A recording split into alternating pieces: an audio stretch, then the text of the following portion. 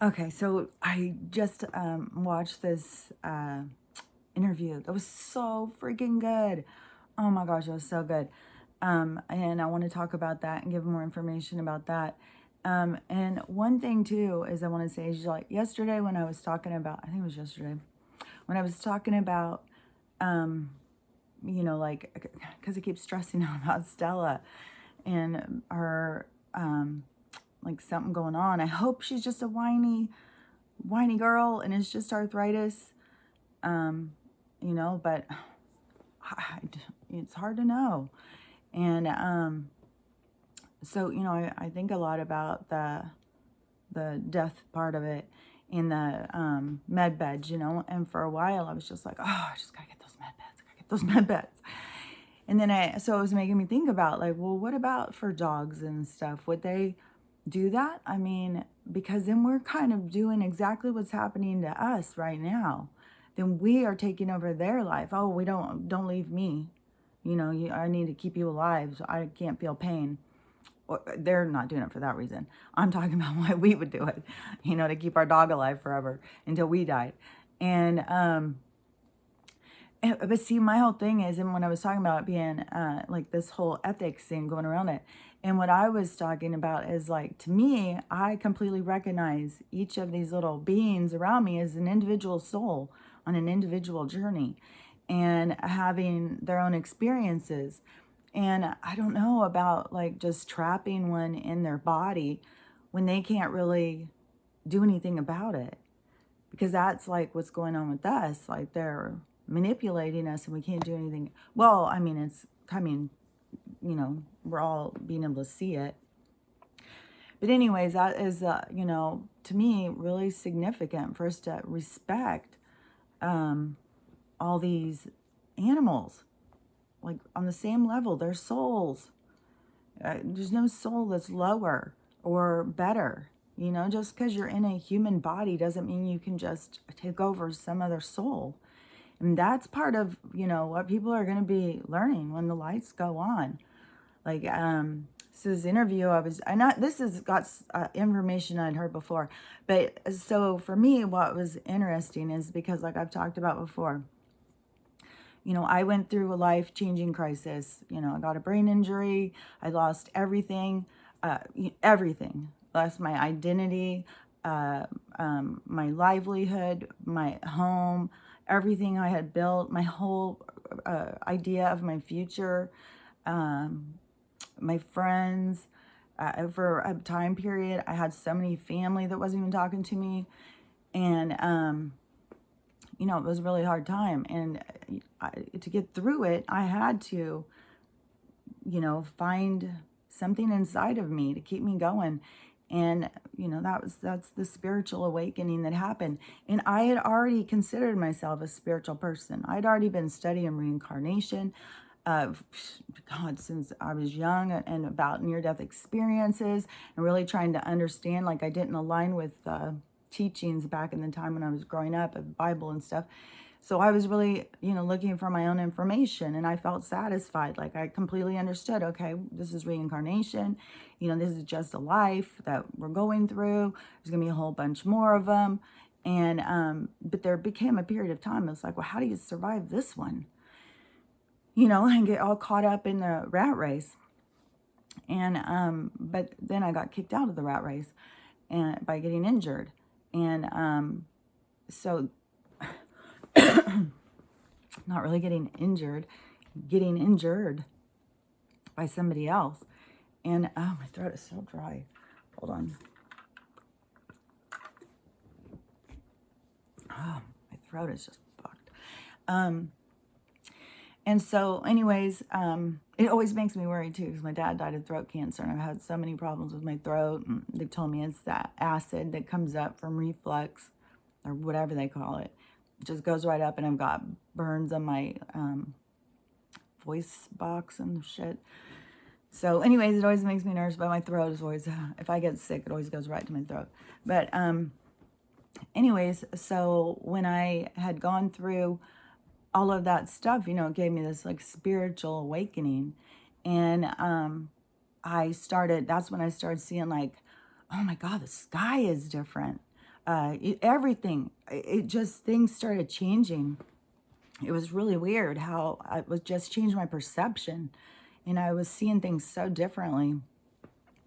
And I started like going and looking, like I was going on something.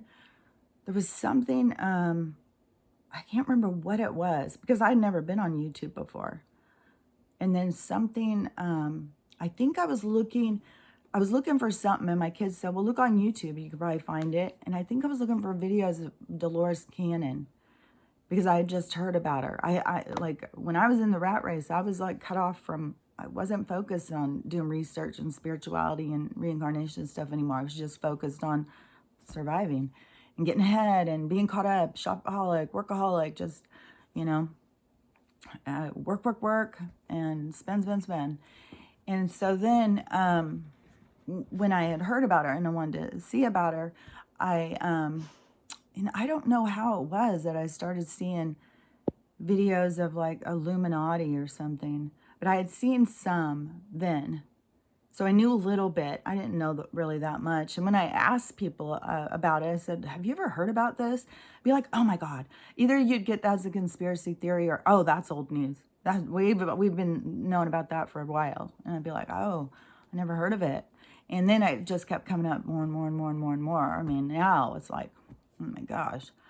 And so then when I was going through that, you know, started going on, started being a point where I started going on to YouTube, just looking for other people talking about stuff like other spiritual things. Like I started, maybe they came into my algorithm or something. I don't remember that well. I just remember I kept going on trying to figure out like, what's going on? This is so weird. And why does nobody else see it? And I did find some people, and it would be people who had gone through some other kind of existential crisis or something, you know, something big happened in their life. And so I wasn't the only one. So I would go on and listen to these people, but that's where I started feeling kind of like, you know, okay, well, now you've said that. Like, I feel like I do all the time. I say the same things all the time. But so it was like, well, I need more information. And so I would not stick to one group because a lot of them built communities. But I never felt like I always felt like I was supposed to just be going and learning from all these different ones. I never felt like, oh, this is. And what was weird too is for a while I would try. I would start, you know, I would comment and stuff. Nobody would, it was like I was invisible. And so then my guides would be like, because you're not supposed to be there. You just keep going. We want you to keep going. Learn. So I kept going and going and going. And then, like I said, when the crisis happened in 2020, and with my medical background and understanding science and stuff like that, and when I started realizing, like, they're lying. Why are they lying about this? These people should know way more than me. I mean, they're running the medical community for the world, and what? So I was like, okay, this isn't making sense. And then and from the spiritual perspective, I already knew we were going into this ascension period, that we were going to go into some big thing. And I kept telling my kids, be prepared. There's going to be like so many, I thought it was natural disasters. So I kept saying there's going to be natural disasters. We need to make a plan, blah, blah, blah. You know, the sky is falling, guys. The sky's falling. That's when they really all started being like, okay, mom's gone crazy. She's got brain injury. She's just gone mental. She's just lost her shit. And people wouldn't talk to me. They just would laugh at me, call me names and stuff like that. And so when that stuff happened and I went in and I started going and tuning into their daily updates or whatever it was called, that's when I started seeing Trump talk. And he would say things, and then I would see how they were manipulating what he was saying and changing it, and they were setting a narrative. So then when you start watching that, then it just gets bigger and bigger and bigger. And you start trying to understand, like, what in the hell is going on? Then you go on and you start finding other people who are doing research, people who are saying, hey, this is what's going on, but look, they're saying this is going on. So you start having all this group of people that start trying to understand what's going on. And I didn't even know about the letter, we're not allowed to speak, that there was a big following, and it was all about these, oh my gosh, she just goes so mental. All these comps about things that was like, it blew my mind. And I was real late into it. These people had been doing this for years. And so when I started hearing about that stuff, I was like, okay, this is crazy. And like I said before, like all these pieces all of a sudden went together. And it was just like, oh my gosh, everything just suddenly, just like I said, it was just all of a sudden there was the puzzle. And it was there and it was fixed. And now they're coloring it in, but oh my gosh, I couldn't believe it. So when there was all these people who were speaking out, well, once something happened, one of the events that they've tried to cover up happened, then they just wiped all these people out, wiped all these channels. I was actually in a live session with somebody, a group, when theirs was wiped out. They just like wiped these people out. And a lot of these people were like podcasters and stuff like that.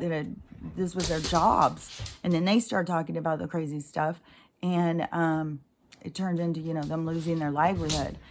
And so those people, you couldn't, you could find them if you were part of their community, or you could find them if you just kept looking and stuff. But it became like this, like, you had to run around hunting, oh, this one get taken down, this one get taken down. It's like they just do.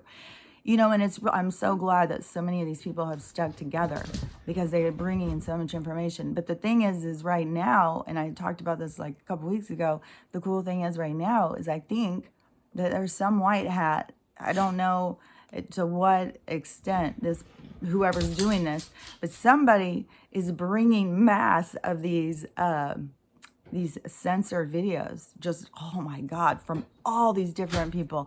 There's so many people out there, you guys, that have just a wealth of knowledge and so much intel, so much, they can bring the pieces together so well. But it's always like, I mean, I have a brain injury, so obviously I can't just repeat verbatim what they say. But that's the most important thing is that you go out and look, because you're going to find the things that you fill in your gaps. It's different things that fill in my gaps.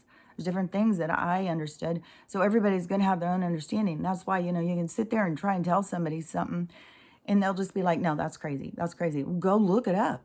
Go look it up for yourself. That's the whole point. I said it about 2 zillion times on Twitter. I'm not going to argue with you. I'm just telling you, there's information out there. Go look it up. And but the beauty is right now, whoever this is just, blasting YouTube with these videos. So everybody, and they're doing like, sensational headlines, to draw attention. And so I really feel like it's the white hats. But the one I listened to this morning, like anytime, I love listening to David Rodriguez. But like I've said, he could totally be in alignment with your personality or whatever. But for me, sometimes he just gets super Debbie Downer. If I watch him all the time, I would just be like depressed. Just be so like, how do I get through the day? And Milky, I love her. I started seeing her right in the very beginning on this show with this girl named Kristen, and she's always out there speaking out. But there's just something I just never could. I couldn't ever listen to her. There's something with her laugh. It drove me crazy, and she just has a way about her that's just not, my thing. And but Mel ended up leaving her. When people started hearing Mel, it was like, oh my God, this girl knows her shit, man. Everybody started wanting her on their shows. So she has her own show, and she interviews all sorts of people. So Charlie, when I very first started seeing him, and it was very early. It was right when I started looking for the Trump stuff, and I started seeing stuff about a new king, and I knew that was part of, I knew that in the golden age we're not going to have kings, and we're not going to have leaders like that. We're not going to have people over us. And so I was drawn to go and see, like, what's this all about? Oh, the sun's coming in. I don't know what it looks like to y'all. To me, it was like, I can't see anyways. So when I was listening to him, then I was like, okay, when I went in, he was also trying to talk about what was going on and the stuff he was hearing, and his was all about the financial. So that's when I started learning about the financial, what was happening with that, what they were trying to do, which all went right in with the Age of Aquarius and the Jubilee and the Golden Age and all of that stuff, because the money goes back to the people. And so all of that stuff was fitting in with my prior knowing. All of this stuff just kept fitting in and fitting in and fitting in and making it, my puzzle got really fucking big, I'll tell you that. And so, but Charlie, he got such a huge following that, and when he got taken down, he's a rich person, what we would mostly all consider rich. He started a whole channel or something. So he has tons and tons of shows you can watch. And ones that are super interesting of people who I've seen is some of these people with the numerology, because the people who have been controlling us, they've got a lot of stuff. They're all like these pagan kind of, like, they're very about rituals and cycles and numbers and I don't even know all of this stuff, but they're all about that. And so when you can go on and listen to people who understand how to break codes and stuff like that, it's super, super interesting. So this guy that I got to see this morning, I had never seen him before, and his name is John, and then the letter we're not allowed to speak. And oh my gosh. So I'm going to do another one real quick and kind of talk a little bit about the stuff he was talking about. It was really, really so interesting. And I won't be able to go into like super detail, but this one is already, I feel like nobody wants to really listen to, people only have like a few minutes here, a few minutes there. So I'm just going to start back real quick.